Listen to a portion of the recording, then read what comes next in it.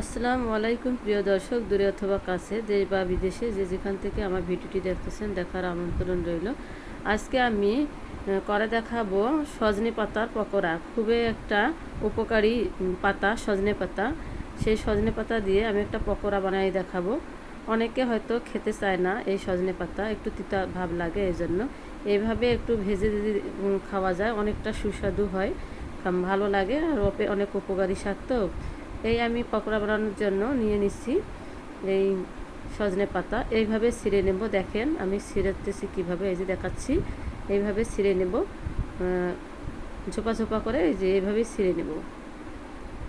আমি আবারও দেখাচ্ছি, ছিঁড়ে নেওয়ার পর দেখাচ্ছি সবগুলো এই যে রেখে দিতেছি। এইভাবে মানে দেখেই বুঝতে পারবেন যে ছিঁড়তেছি কীভাবে।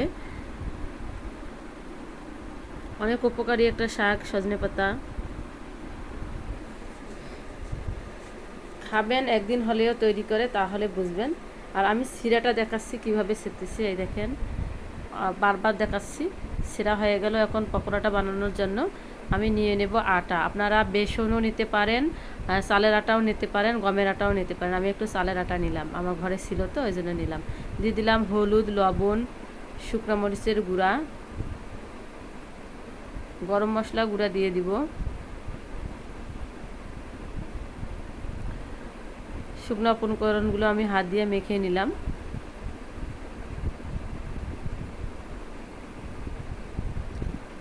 এখন পানি দিব বেটারটা তৈরি করার জন্য।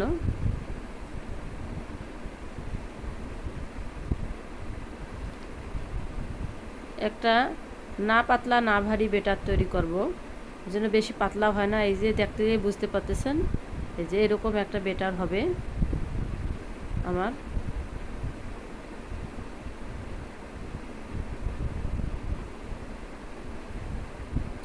হয়ে গেল আমার বেটারটা রেডি। আমি এখন ভেজে নেব। খুব তাড়াতাড়ি হয়, সোজা একটা রেসিপি। কড়াই বসাই দিলাম, দিয়ে দিলাম তেল। তেলটা গরম হয়ে আসলে আমি দিয়ে এক এক ভেজে নেব পকোড়াগুলো। এই তো তেলটা গরম হয়ে আসছে আমার। আর আমি এই দেখেন সজনে পাতাগুলো মানে চুবিয়ে নিতেছি আর দিতেছি। এই দেখেন কতটা সোজা। একটা একটা করে এরকম করে চুবিয়ে নেবেন। এই দেখেন দেখাচ্ছি আমি, এইভাবে দিবেন। আমি আরও একটা দিতেছি। একবারে 4টে করে ভাজা যাবে।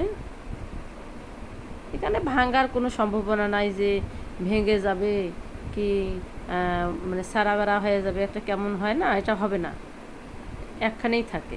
আমি ভাজতেছি, আপনারা দেখতে পারেন।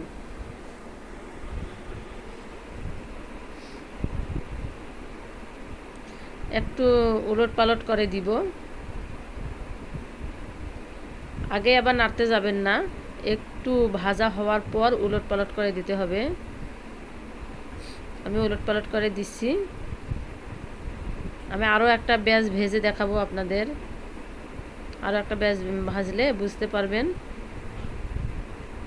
কিভাবে আমি ভাজলাম। খেতে যেমন সুস্বাদু, অনেক উপকারী এই সজনে পাতা। একবার হলেও বানিয়ে খাবেন। আমার রেসিপিটা কেমন লাগবে তারপর বলিয়েন আমাকে।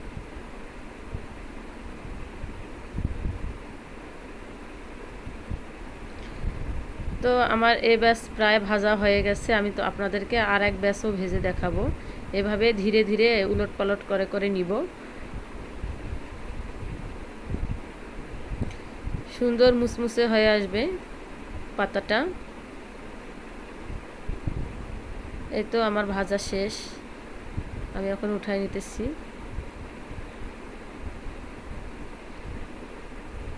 এই যে আপনাদেরকে দেখাইলাম,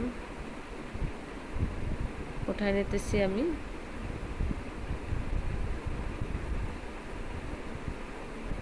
হাত দিয়ে গরম দেখাইতে নিয়ে গিয়ে হাতে একটু তা লাগছে, হাত দিয়ে নাড়তে যাবেন না, এরকম গরম। এই দেখেন আমি আগে থেকে সজনে পাতাগুলো দিয়ে এইভাবে করতেছি, দেখানোর জন্য আপনাদেরকে। চুবাচ্ছি আর দিতেছি।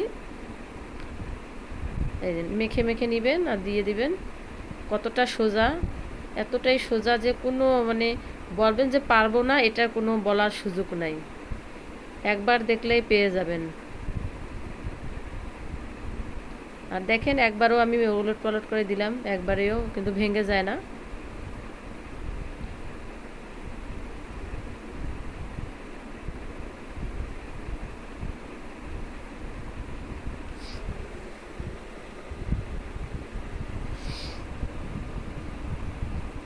এইটুকু এরকম করে ঘুরিয়ে ঘুরিয়ে একটু ভেজে নেবেন।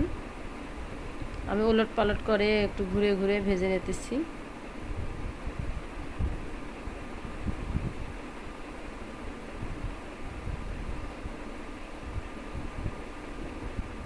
আগে হয়তো কেউ খেয়েছেন কি না জানি না, কিন্তু একবার হলেও তৈরি করে খাবেন। আমাকে একজন খাওয়াইছিল, সেই থেকে আমার রেডি করা, খেয়ে ভালো লাগছিল যে সজনে পাতার পকোড়া। আমি এই জন্য আজকে আমি নিজে করছি, পকোড়াটা রেডি। এগুলো আমার অলরেডি ভাজা হয়ে গেল, এই তো আমি ভেজে নিলাম।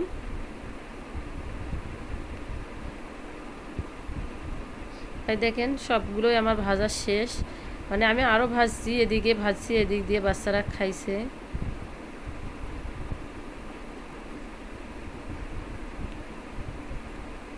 কতটা সুন্দর মুসমুসে।